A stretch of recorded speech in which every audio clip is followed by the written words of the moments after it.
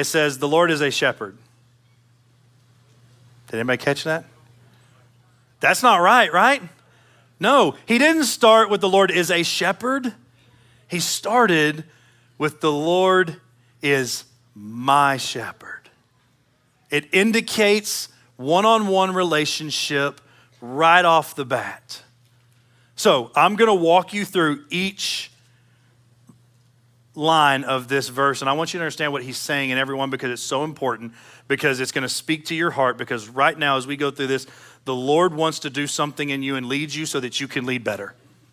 And every one of us has a need, a desperate need for the Lord to meet us in something that we're about to walk through. So the first thing, the Lord is my shepherd. What is that? It's providence. Now some of the teenagers are going, I don't even know what providence is. That's great. I'm fixing to tell you because it's important. Providence is God's active care and provision in every part of my life. He sees what we need and provides before we even ask. Because we've talked about the role of the shepherd. The role of the shepherd is to do all of the things we've talked. He's preparing the next field. He is proactive about your life. That's the first declaration that is made about the Lord as your shepherd. The second thing he says is, I shall not want. What is this? It's contentment. Now, this is the definition of contentment. A peaceful trust that because God provides, we lack nothing truly essential. Now,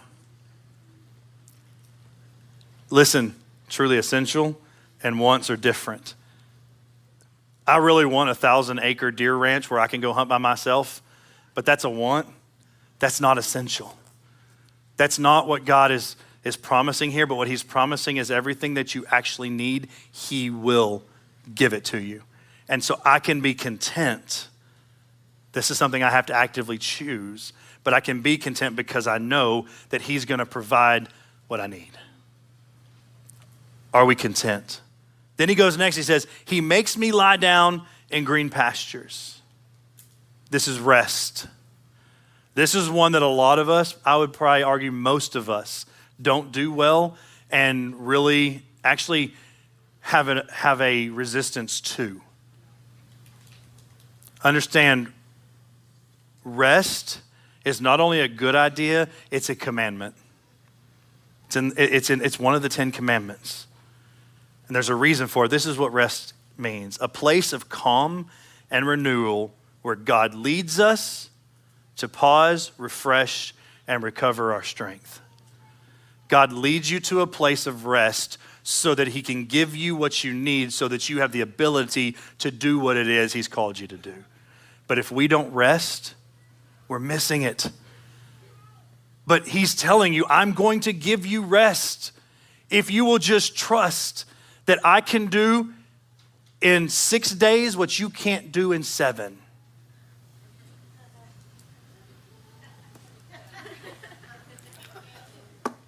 Listen, I expected more laugh out of the youth. But think about that statement for a minute. Rest requires us to trust that the Lord can truly do in 6 days what we are not able to do in 7 by ourselves. Most of us are running on the hamster wheel, working and working and working, and we're trying to get there, and we're doing it in 7 days, and we're all falling short. It's because we're not trusting God to do what he's going to do, and we're not going to take the time to rest in him. Next, he says, he leads me beside still waters. What is this? It's peace. Listen, a lot of us could probably use some peace in our life right now. If you look around the world right now, it feels like there is something falling apart at every moment. And if you live in the world, you will live in a place of unrest, not a place of peace. But what the Lord wants to give you is peace, a deep stillness within the soul that comes from walking closely with the shepherd, even when life around us is unsettled. Because the shepherd is beside me. I can have peace. Then he goes, he restores my soul. What is this? It's healing. So when we look at healing, It's God's restoration of what is broken in our hearts, minds, or spirits, a renewing of our inner life. What he's promising here is that if you will follow my lead, I will give you healing, and it will be at a deep internal place. It will be a place that only I can take care of. That's his promise. Then he says, he leads me in paths of righteousness for his name's sake. Guys, this is guidance. This is guidance in your life. It's the Lord's direction that keeps us walking in what is right and true, showing us where to go and how to live. Are we trusting his guidance in our life, or are we still in the driver's seat? Because I can promise you, if you're in the driver's seat, you will not experience what the Good Shepherd wants to give you. He has to be in the driver's seat if you want the fullness of what it is the Good Shepherd has prepared for you. But he promises guidance.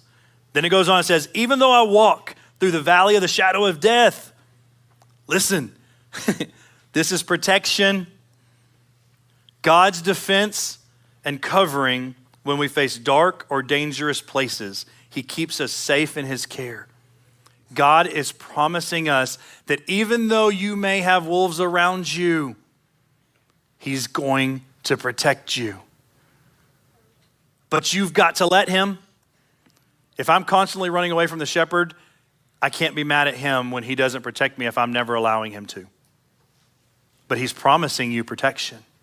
That's what he's promising you. Then he goes to the next one. He says, I will fear no evil. What is this? This is confidence. Why is it confidence? Because I got the Lord God protecting me, and there's no one better at protecting me. So I can be confident that I am cared for. This is what confidence is. Courage rooted in knowing that God's presence removes fear and we can trust him fully. Because in the presence of fear, faith in God will always win. We only give fear the space that we choose to give it. Understand, it has no power when it's compared to the confidence of knowing I don't have to fear any evil because my God is for me. Man, how powerful this is when you begin to break it down. Then he says, for you are with me.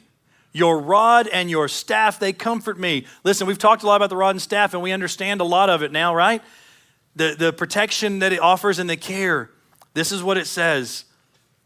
This is presence of the Lord, you guys. And I'm going to tell you right now, there is nothing on this planet that changes things faster than the presence of God. One moment in the presence of God can change what 1,000 sermons never will. And he's promising us here presence. It's the constant nearness of God that brings comfort, assurance, and companionship in every circumstance. I call my sheep and they follow because they know my voice. They know my voice because I am going to lead them and be with them and be near them, and my presence will be with them if you decide to rest in it. This next one's my favorite one in this whole thing. You prepare a table before me in the presence of my enemies. What's this? It's victory, y'all. It's victory.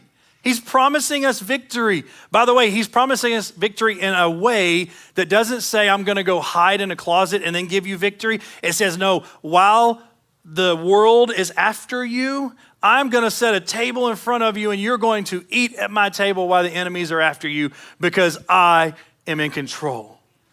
Now, I don't know about you guys, but I'm probably struggling to eat my cheeseburger at a table when I got people trying to kill me. But what God is saying is, no, I'm not going to take you to a safe space. I'm going to protect you in your space.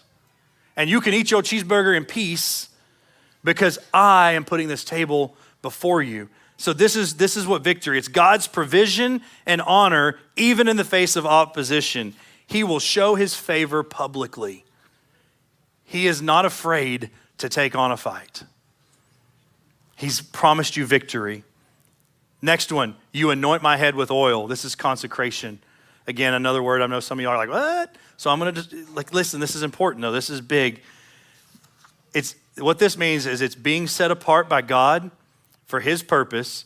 anointed with his Spirit and chosen for his work. I need you to understand, every single one of you, this is not just for me as a pastor or someone in leadership. Every person in this place has been anointed by God to do something that only you can do. He built you with a purpose for a reason, and he said, I am gonna consecrate you to do what it is I asked you and built you to do. That's what he's saying here. It's for everybody. Then he goes on and says, my cup overflows. This is abundance. The overflowing goodness and blessing of God that exceeds what we can contain or deserve. Listen, this doesn't mean he's gonna give you a Ferrari. That's not what this is saying. Because if we actually understand what this is saying, he's gonna give us more than what we deserve, and what all of us deserve is death.